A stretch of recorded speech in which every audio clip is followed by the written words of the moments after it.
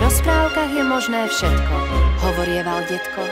Ocitnúť sa v rozprávkovom svete, byť v krajine piesku, alebo vyčarovať sneh v lete? V detskom svete sa to dá, viete?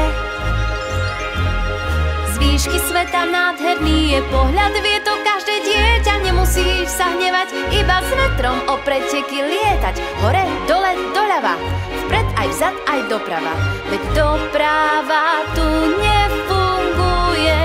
Tu ideš, kam sa zachce ti, tak neváhaj a odpútaj sa od zeme a hop, tak s nami leď do výšin najvyšších a smej sa, zabávaj a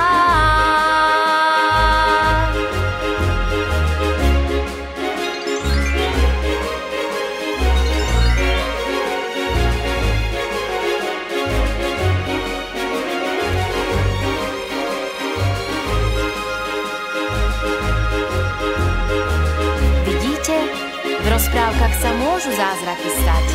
Môžeš v čarovnej krajine bývať, na metle lietať, v piesku poklad nájsť, alebo len tak pod čarovný plášť zájsť.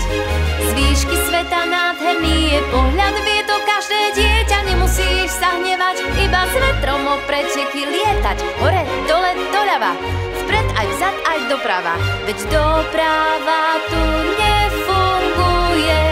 Tu ideš, kam sa zachce ti, tak neváhaj a odpútaj sa od zeme a hop, tak s nami leď do výšin najvyšších a smej sa, zabávaj a